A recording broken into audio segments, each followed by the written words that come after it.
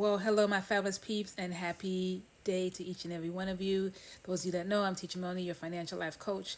And so I wanted to come on to you today. Today is my 25th wedding anniversary, which I'm very thankful for.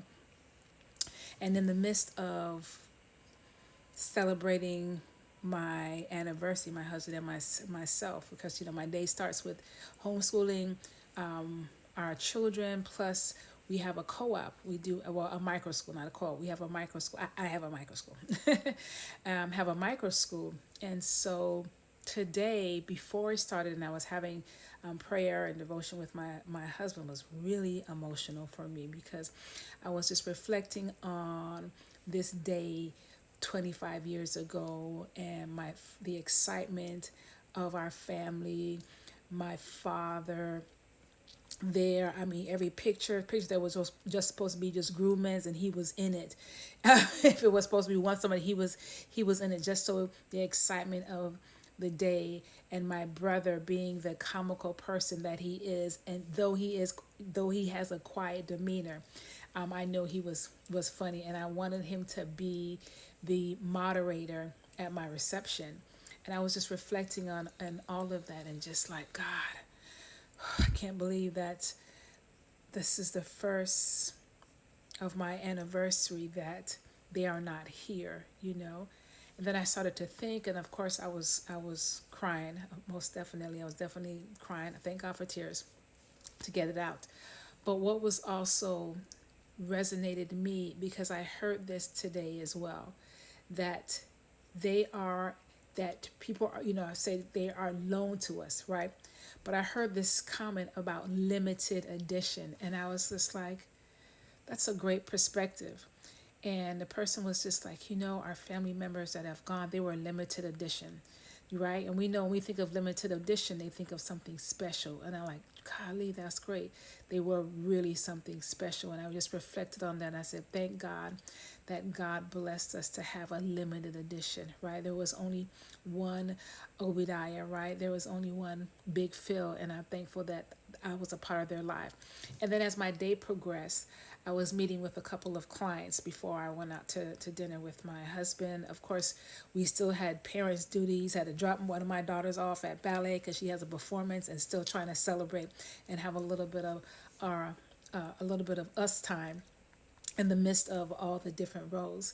But as I was meeting with my client, what really resonated me, because my client had just experienced a loss as well. And that really just captured me, because I'm at a place where, being in this space, I'm just really in tune to that, and the pain that we experience, and that that pain doesn't go away, but there's ways to navigate through the pain. And as I was just talking with my client, and a lot of times, and which is not my client, okay, let me say this, okay, but I find that, especially us, that why people don't reach out to you when it comes to their finances, because I'm a licensed financial rep. I do everything from the womb for the tomb. And one of the things that holds us back in getting our houses in order is our pride. And as I was talking to her, and I was asking questions as she's navigating different aspects of her life and where she is.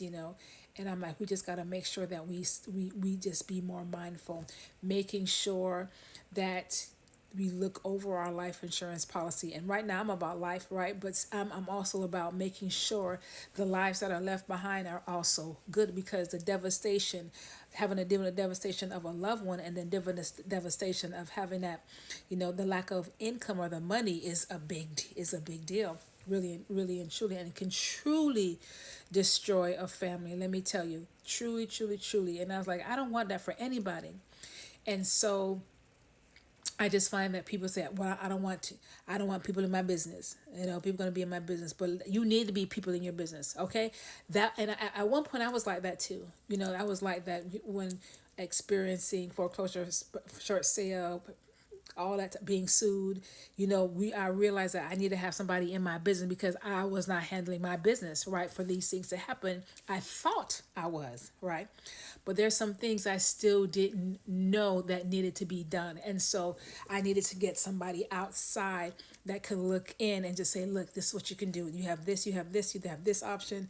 This is what's going to help you to navigate, this challenge along the way. And I'm so glad I did. And so now I understand what it means to build your financial house. I understand what things needs to have in faith, that you need to make sure that your money is working for you just as hard as you're working for it, that you understand the importance of having another stream of income outside of your job, your 9 to 5, why that needs to happen, and how money needs to be in places that keeps up with inflation. If you have children, that how your children can start off their financial future right and tight, how you have the ability to be in control of your money instead of your employers, or being in control and tell you what things you have in place, what it means, what aspects of an investment that you need to invest in, and why you need to invest in. And if you're already buying these things, how you can have a part of ownership, even if you don't have a whole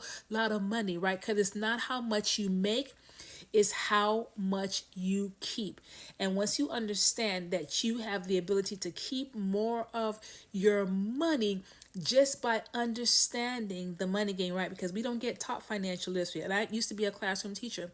We don't get taught, right? We learn all these different mathematical things and what have you, but that has nothing to do with our bottom line. Then we get out into the real world and we don't know how to properly look at a credit card statement. We don't understand that properly, making sure we know how to read our credit report, with not understanding how to make sure that we have enough amount of coverage in our insurance, right? What things we need or do not need. Understand what investments we need to have in place, right? What type of retirement, what free money is out there. And if we have businesses, hello, my business owners, my independent contractors, what ways that you can invest, right? That you can start your retirement plan, even if you don't have a lot of money, but starting someplace. I mean, listen, you could spend $25 on a meal just on yourself, right, for one time. But when you realize that, okay, if I can take this $25 and pack a lunch, right, or just cook at home, and I'm not about enjoying life, right? But sometimes we have to do those things when we don't have enough savings, right? We don't even have $1,000 in savings, so if something happens in that emergency, we have to go and borrow. You got to go to Amscot and all these places where they could charge a gazillion interest rates, right? And they want to take you and everybody else, your family, just to pay back that debt because you didn't pay enough time. No, I need to get in your business, right?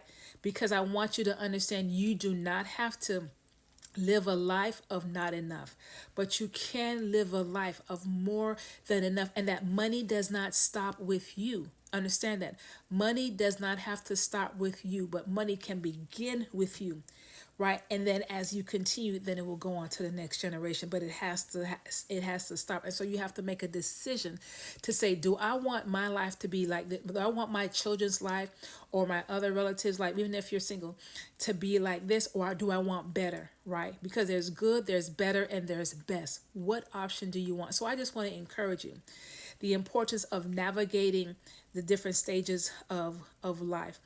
And if you think you don't have enough time, I'm telling you, you still have some time, because where there is life, there is hope. There might be a little bit more things that you have to do, put a little bit more away.